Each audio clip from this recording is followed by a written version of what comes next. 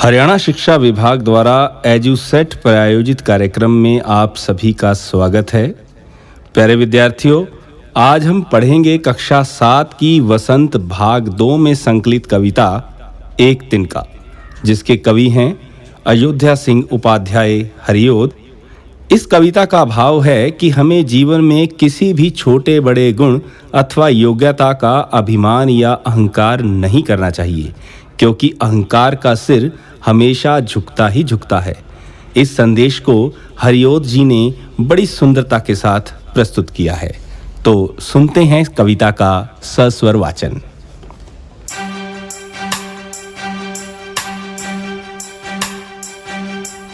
मैं घमंडों से भरा ऐठा हुआ, मैं घमंडों से भरा ऐठा हुआ। एक दिन जब था मुंडेरे पर खड़ा, एक दिन जब था मुंडेरे पर खड़ा। अचानक दूर से उड़ता हुआ, अचानक दूर से उड़ता हुआ। एक तिनका आँख में मेरी पड़ा, एक तिनका आँख में मेरी पड़ा।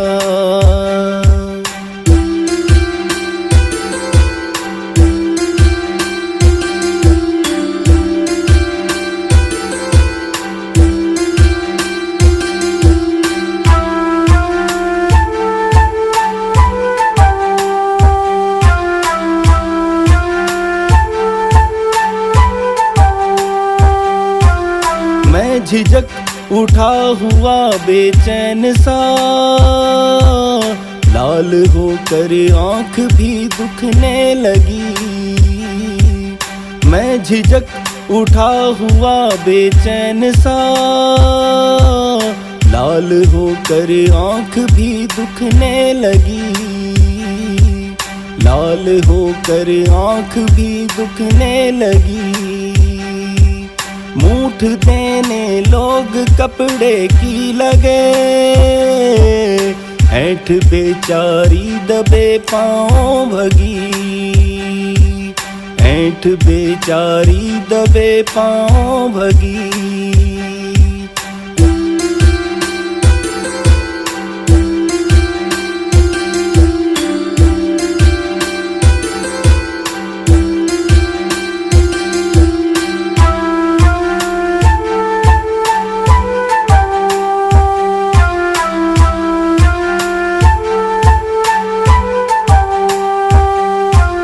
जब किसी ढब से निकल तिनका गया, तब समझने यूं मुझे ताने दिए। जब किसी ढब से निकल तिनका गया,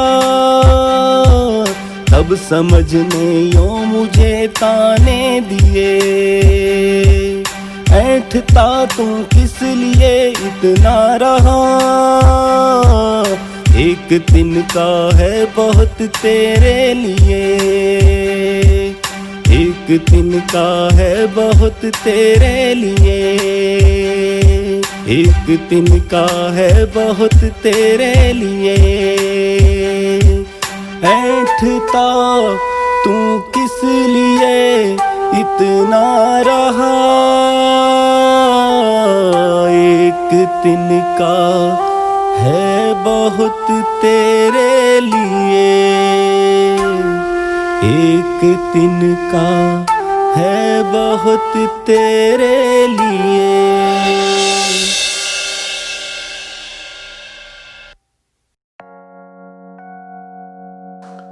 तो प्यारे विद्यार्थियों, अभी आपने कविता का सस्वर वाचन सुना।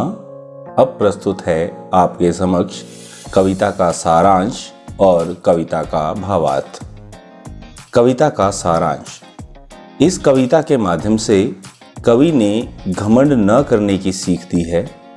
कई बार छोटी से छोटी चीज भी बड़े से बड़े घमंड को तोड़कर रख देती है। कवि ऐसी ही एक घटना का जिक्र कर रहा है। एक बार वह घमंड में भरा हुआ अपनी छत की मुंडेर पर खड़ा था। तभी एकाएक कोई तिनका उसकी आंख में पड़ गया। अचानक ही वह बेचैन हो उठा, आंख लाल हो गई और दुखने लगी।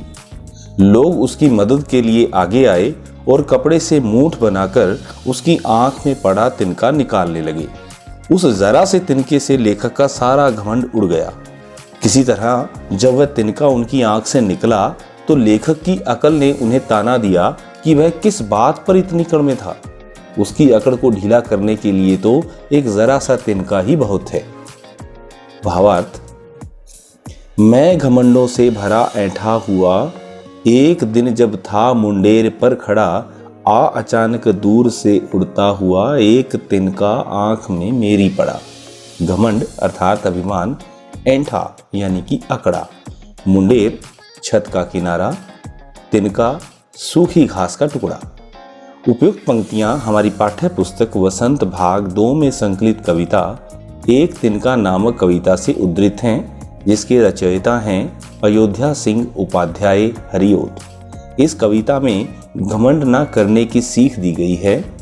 कवि एक बार घमंड से भरकर अकड़ा हुआ अपने छत की मुंडेर पर खड़ा था। उसी समय अचानक दूर कहीं से उड़ता हुआ एक तिनका आकर उसकी आंख में पड़ गया और पल भर में उस जरा सी निर्जीव वस्तु ने उसका सारा घमंड चूर चूर कर दिया।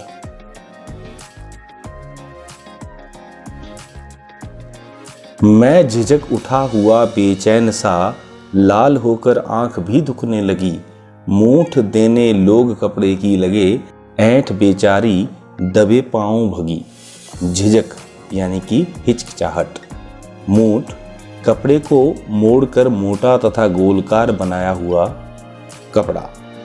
ऐंठ अकड़, दबे पांव भागना यानी कि चुपके से निकल जाना। घमंड से भरे कवि की आंख में एक जरा सा तिनका पड़ जाता है तो वह अचकचाकर बेचैन हो उठता है। उसकी आंख पल भर में लाल हो जाती है और दुखने लगती है। लोग कपड़े की नोक से तिनका निकालने की कोशिश करने लगते हैं।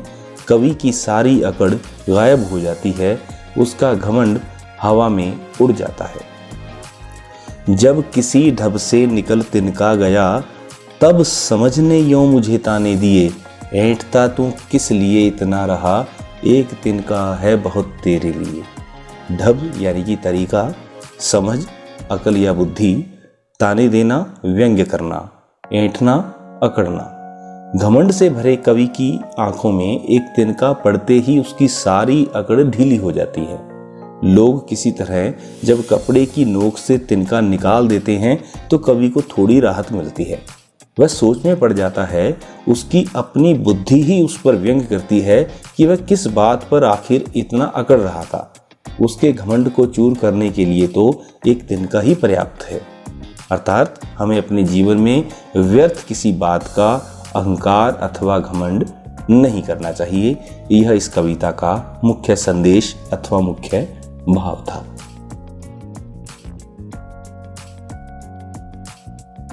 पाठ्य पुस्तक के आधार पर प्रश्न अभ्यास कविता से। प्रश्न संख्या 1, नीचे दी गई कविता की पंक्तियों को सामान्य वाक्य में बदलिए। जैसे एक तिनका आंख में मेरी पड़ा, इसे किस प्रकार लिखा जा सकता है? मेरी आंख में एक तिनका पड़ा।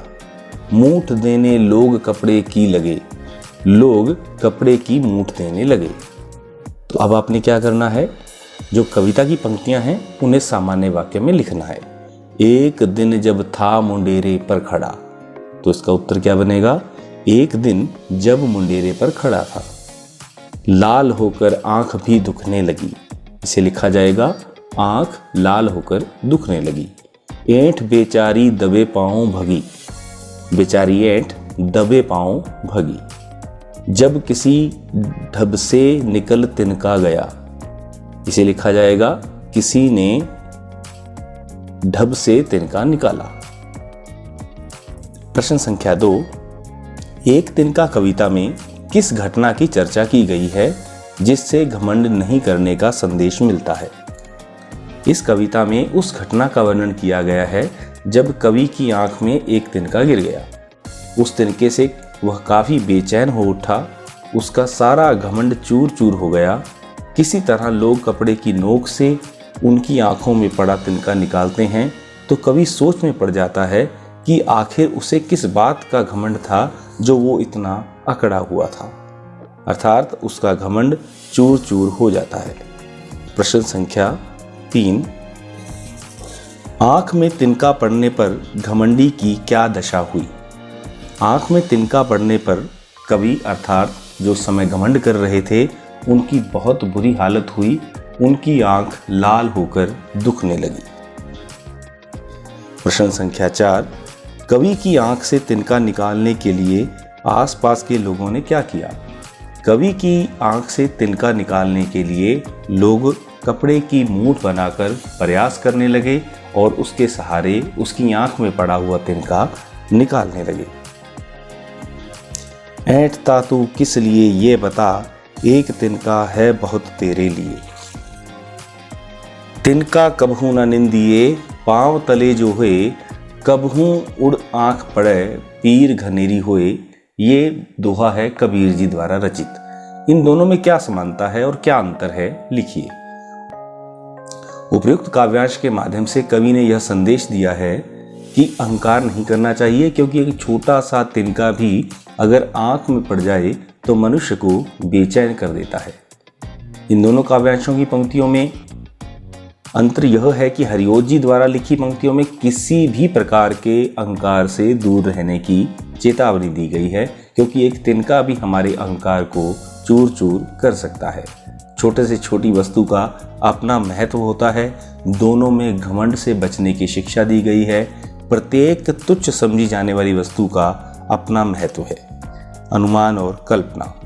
इस कविता में कवि ने कविता को मैं से आरंभ किया है।